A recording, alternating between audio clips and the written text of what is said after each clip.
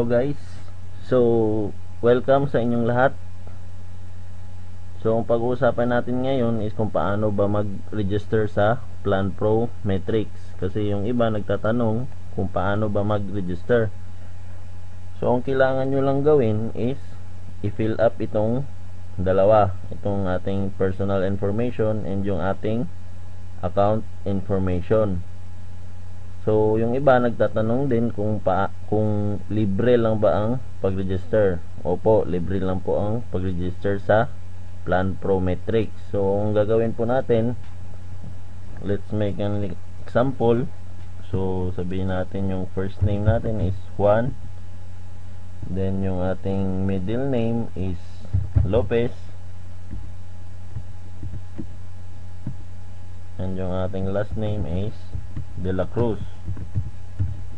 So sa email, kung ang gagamitin nyo pong email is yung valid or yung inyong personal email, so sabihin po natin planprometrics.gmail.com.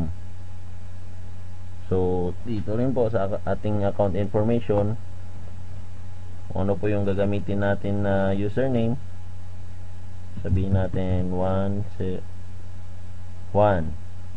yung password natin.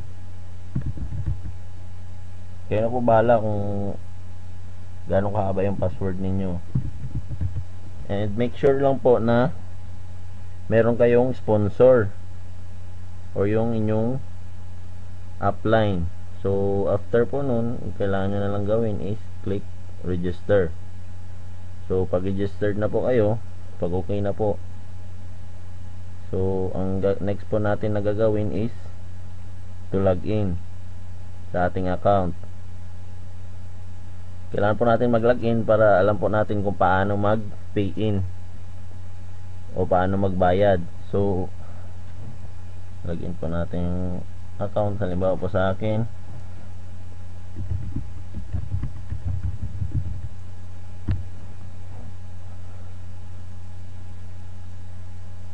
ayan.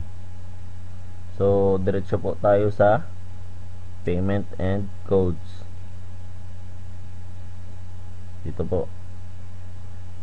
So kung mapapansin nyo po, dito nandito po yung mga options ninyo.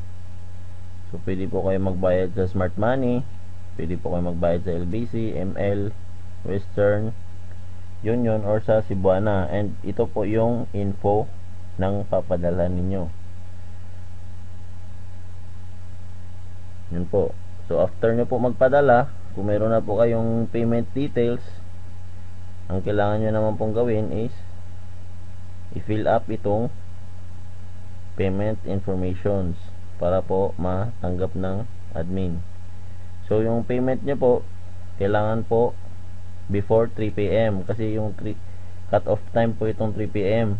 So pag naabutan po kayo ng cut off time, saka po kayo nagpadala ng pera, the next day pa po yun ma-activate or mabibigyan ng codes yung inyong account.